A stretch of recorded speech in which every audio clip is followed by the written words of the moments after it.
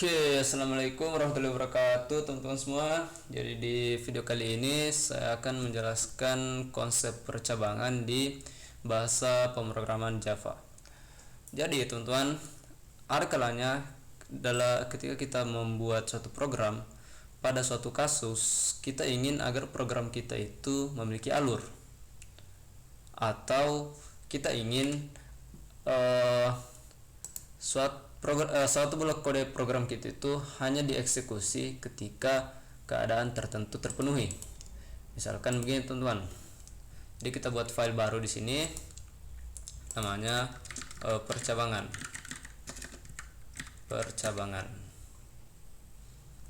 Nah, jadi percabangan. Kita buat main functionnya psvm. Oke. Jadi misalkan teman-teman, kita punya kode misalkan begini,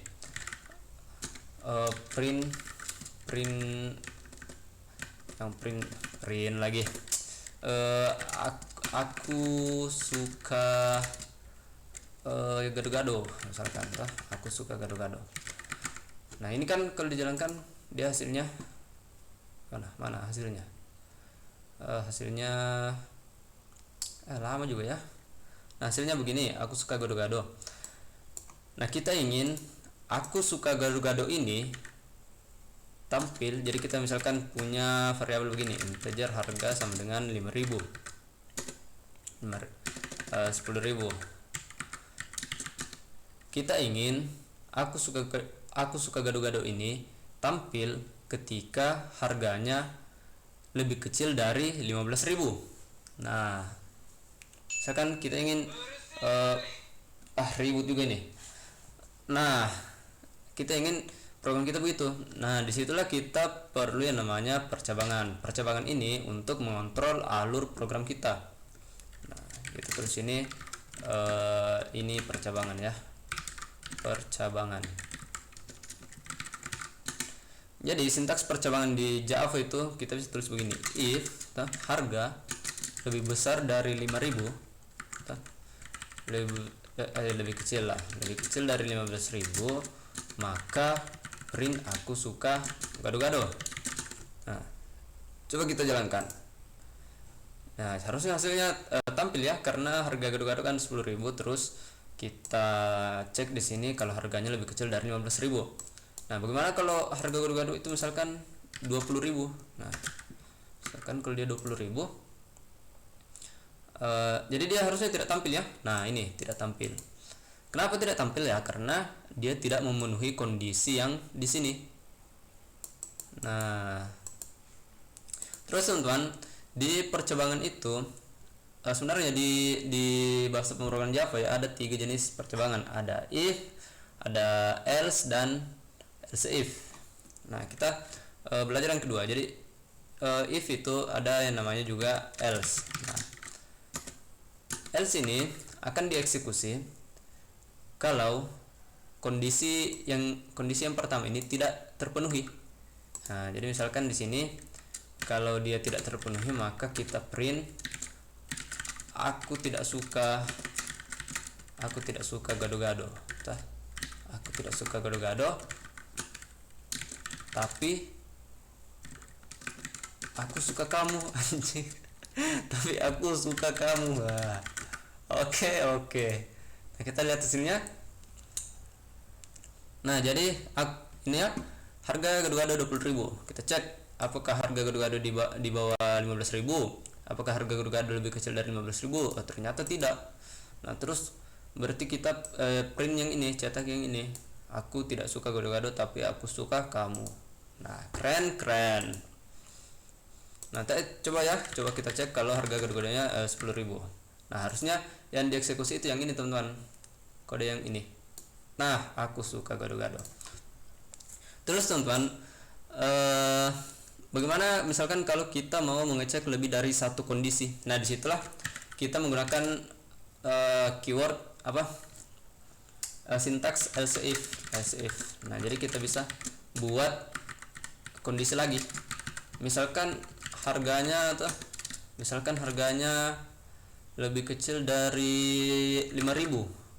Nah, makanya lebih kecil dari 5.000,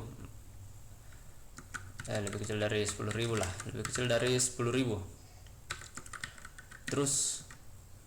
Terus kita print, wah gado-gado ini murah. Wah gado-gado ini murah.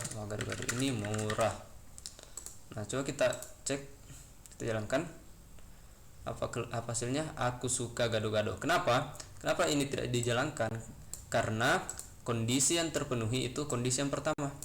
Jadi di dalam percabangan ini saya biasa sebut satu blok percabangan ya, satu blok percabangan. Kalau kondisi yang di sini sudah terpenuhi, maka dia akan mengeksekusi statement-statement atau kode program yang ada di dalam blok yang ini, blok percabangannya.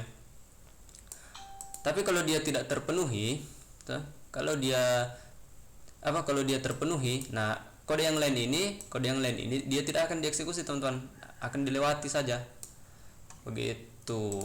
Nah coba kita set harganya misalkan 5.000. Nah 5.000 harusnya yang dieksekusi itu yang ini.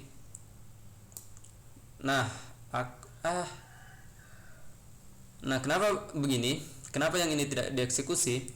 Karena harga gado-gado 5.000 ini lebih kecil dari 15.000.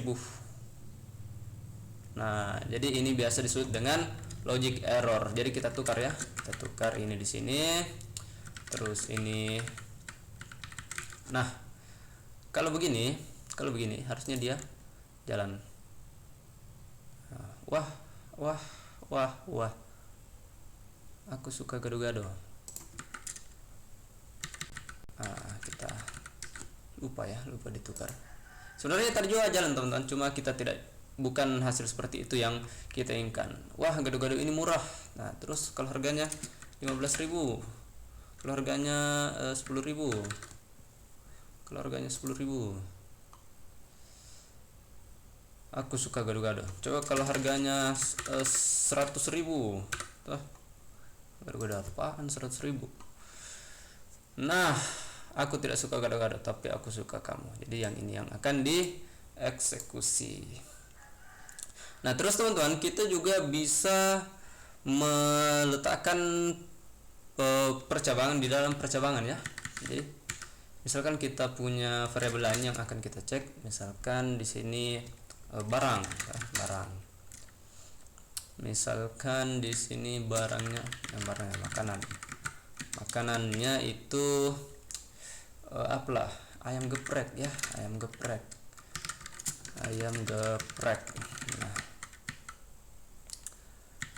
Nah wah gado-gado ini murah. Terus misalkan teman, kita cek lagi di sini, kita kasih 5.000 ya, 5.000. Terus kita cek di sini, if makanan sama dengan ayam geprek. Nah kan kenapa tidak bisa? Karena kita tidak bisa melakukan ini. Integer di sini harusnya string ya. Nah apakah makanan sama dengan ayam geprek?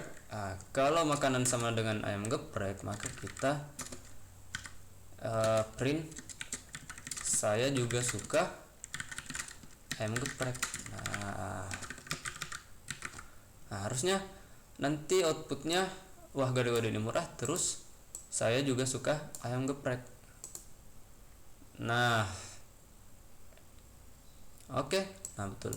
Terus bagaimana kalau kita bisa juga kita tambahkan begini.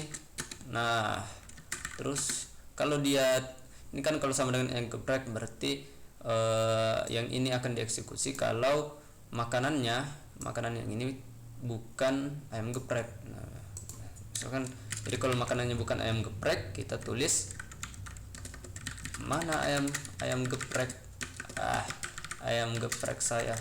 Nah kan misalkan di sini ayam hidup. Nah makanan ayam hidup, kanibal. Oke. Wah gado-gado saya murah.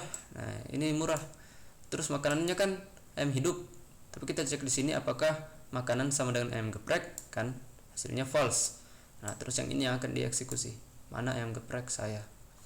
Oke, jadi saya kira seperti itu ya konsep percabangan di dalam bahasa pemrograman Java. Sedikit saran teman-teman untuk yang baru mulai belajar pemrograman, saya sangat menyarankan untuk sering menulis bahasa pemrograman. Jadi cara paling mudah untuk mengerti coding ya sering-sering ngoding begitu ya. Jadi coba teman-teman coba sendiri sintaks bahasa pemrograman.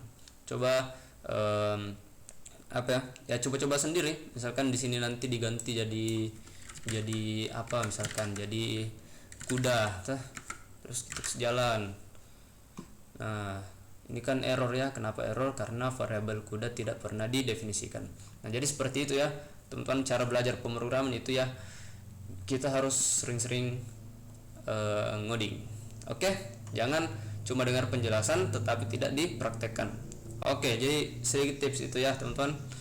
Wassalamualaikum warahmatullahi wabarakatuh.